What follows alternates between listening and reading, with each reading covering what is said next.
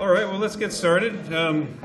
So we have 6 talks before lunch, and the first talk is Maren Bose and co-authors Real-Time Performance of FinDer during the 2014 M5.1 La Habra earthquake, Los Angeles, and the M6 American Canyon Napa earthquakes.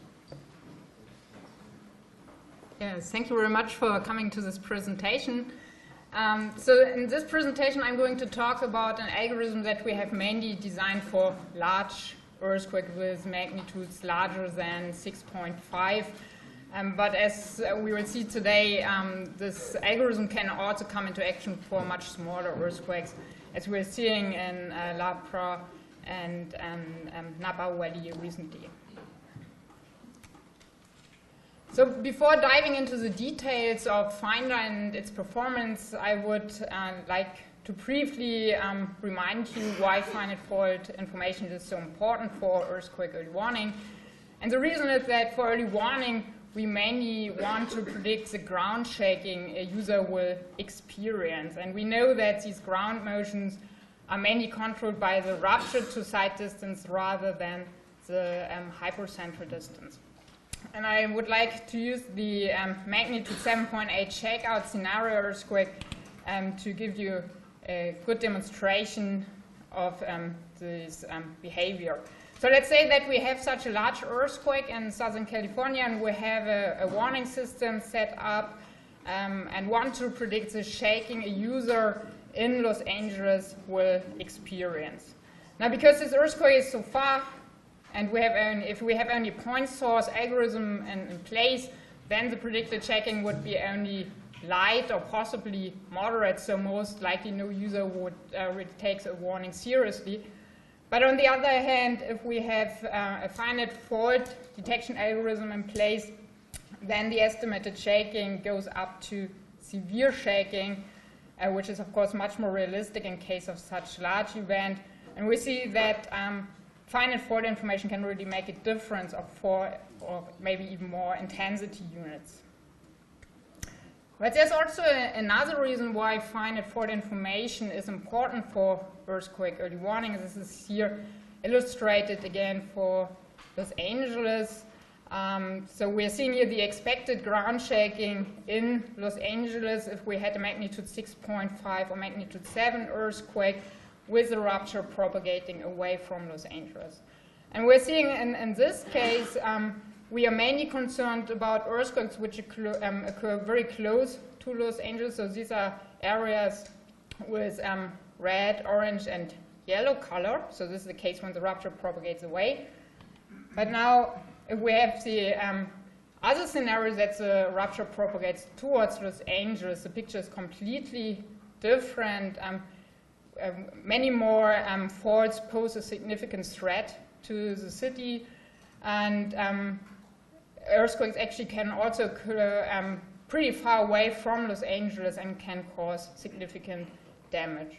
Now, if we have a finite fault detection algorithm in place which can tell us towards which direction the rupture is propagating, this is clearly extremely useful information for earthquake early warning.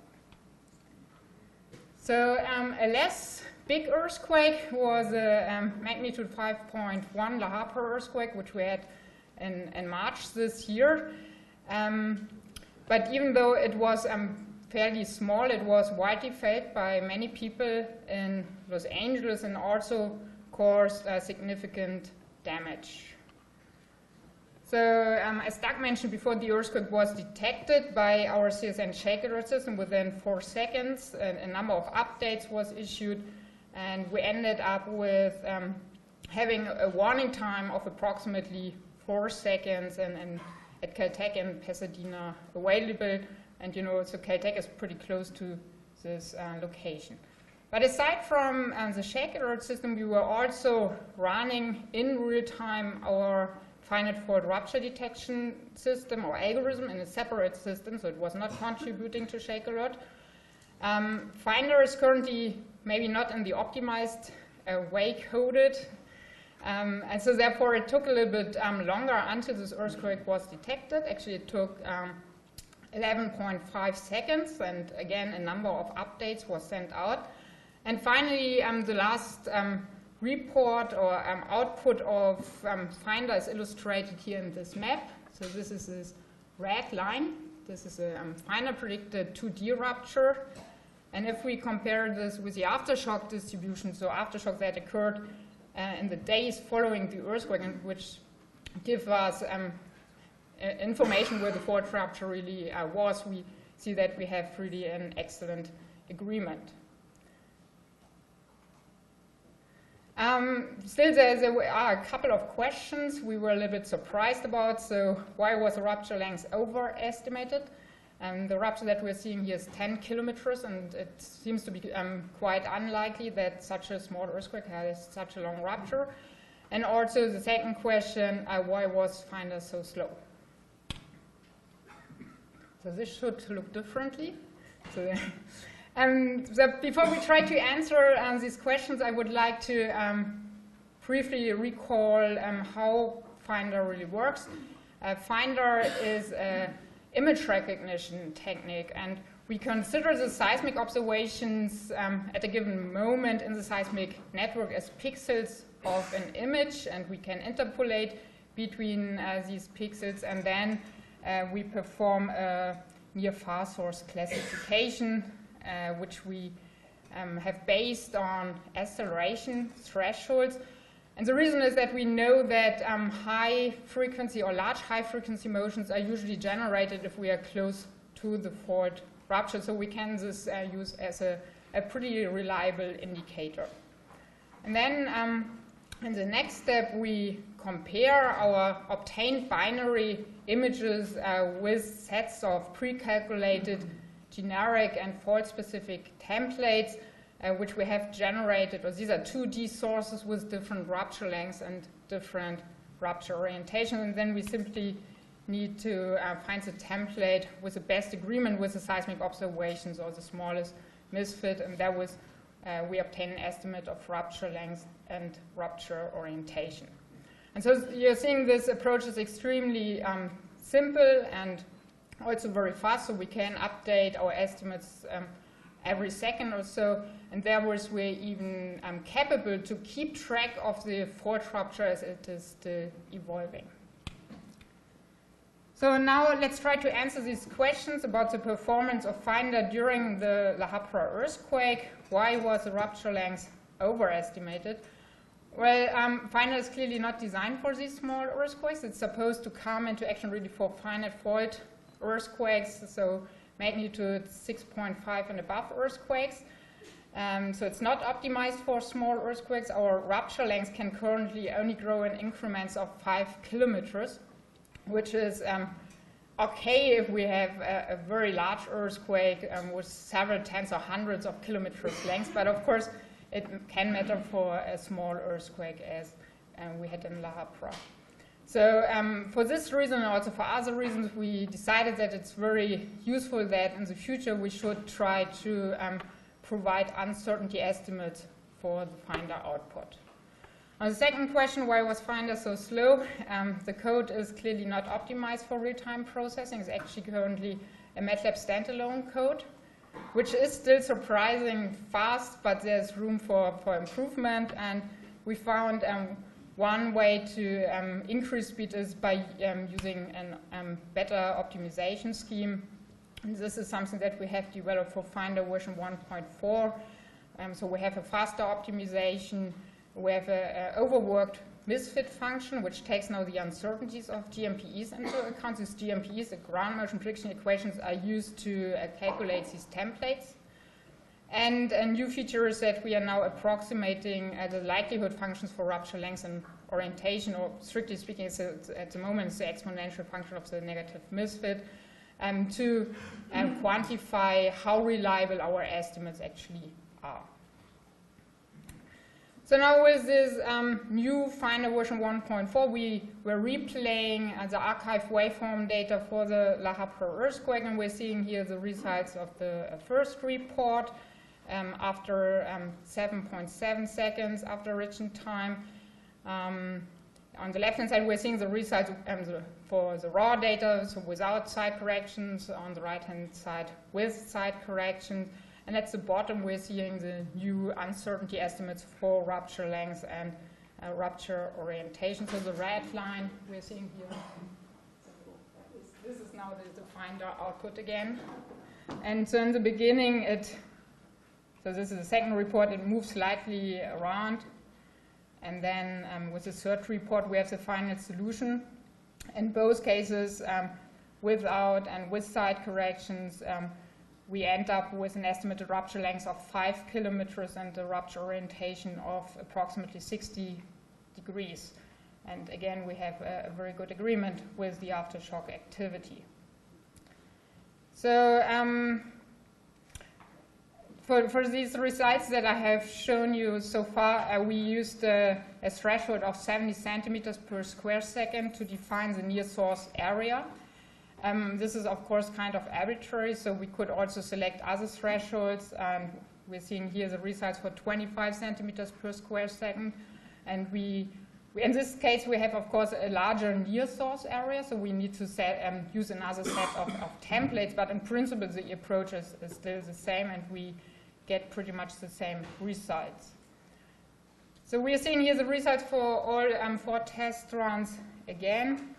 So in all, also this is without side corrections, with side corrections, and for these 2 different thresholds. And in all cases, we end up with an estimated rupture length of 5 plus minus 2.5 kilometers and a rupture orientation of around 60 degrees. And so this agrees well with the distribution of shaking that we're seeing during this earthquake. Here at the bottom, we're seeing the intensity distribution again. The shape can clearly not be explained by simple side correction, so most likely it's really within the source. The earthquake occurred at shallow depths, 5 kilometer depths, and on a very low dipping seismic fault. So aside from these real-time tests, we were also running a number of offline tests for FinDer. We're seeing here the results of a playback of seismic recordings of the 2010 magnitude 7.2 El Mayor Cucapo earthquake in Baja California, so just across the border. And the red line that we're seeing on the left-hand side, so this is the FinDer output again. So we see that in this case, FinDer detected the northern part of the rupture pretty well, but it could not see as a southern portion simply because we are having no seismic stations in this area available. So there's clearly need for a fairly dense seismic network for this approach to work well. So aside from archived waveforms, we can also use simulated waveforms to test the algorithm. We're seeing here the results for playback of simulated waveforms for the Loma Prieta earthquake. So again, the red line is a long finite fault rupture for this earthquake along the San Andreas fault. And here we were seeing this before the results for the shakeout scenario in Southern California.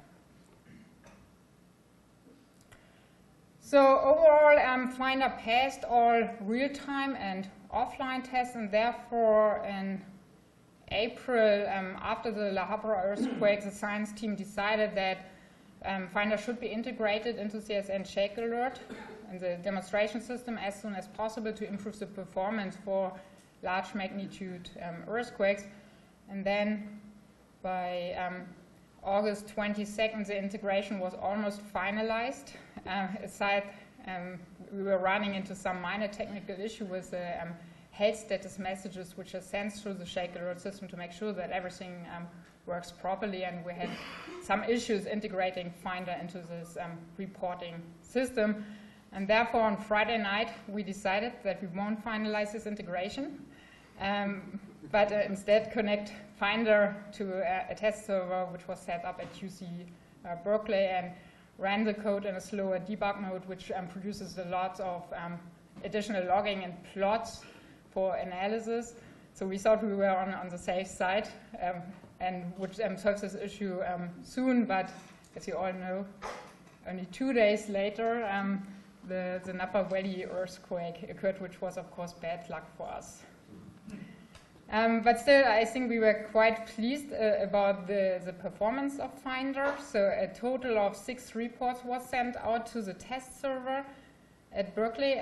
The first one after 16 seconds and the last one after 43. But don't be confused about these numbers. So they are not really the delays. So these delays are mainly caused because of this debug mode. So the red line again is the FinDer estimated rupture. So we see in the beginning it moves slightly around and stabilizes after 30 seconds. And we end up with this rupture here, a 10-kilometer long rupture with an orientation of approximately 120 degrees. Now, we are seeing here at the bottom that we have large uncertainties in the rupture orientation. So these uncertainties are also estimated in real time, so they are also available, right? And the strike can actually reach somewhere between maybe 80 to 150 degrees. And if we would rotate the rupture within this uncertainty range to go through the earthquake epicenter, we get this result here on the right-hand side, which agrees very well with the aftershocks and surprisingly well with the surface rupture, which was determined days after the earthquake occurred. And we had this information available within less than a minute. So even though in this case maybe it was not useful for early warning, there would have been clearly benefit for rapid response for shake map generation. So overall, I think we feel pretty encouraged by the recent results of FinDer, real-time and offline tests. So we see the need that we should finalize the integration of FinDer into the shake alert system as soon as possible. There's still room to increase speed to translate the codes to C++ or another language. And just recently we have started to combine FinDer with, which is based on seismic data, with algorithms that are based on geodetic and GPS data to determine in real-time seismic slip distributions for early warning and rapid response. This is something Sarah Minson is going to talk about. Okay, thank you.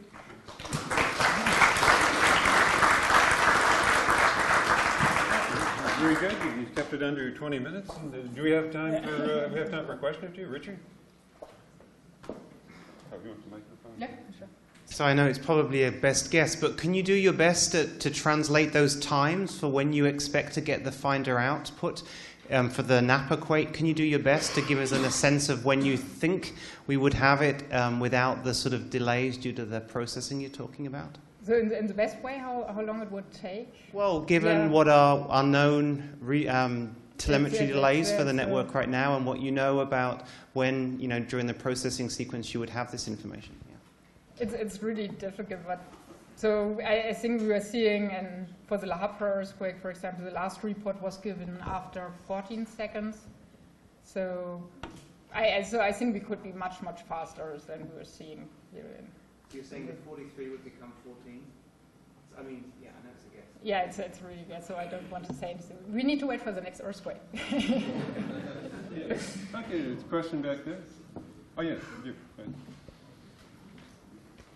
Maybe regarding technical points, so in your method, the directivity effect is automatically included, or we have to consider another effect? So I'm concerning about directivity effect. Yeah, no, this is right. This is currently not included. Yeah. And Tom, you had a question? Getting my exercise. Yeah, thanks.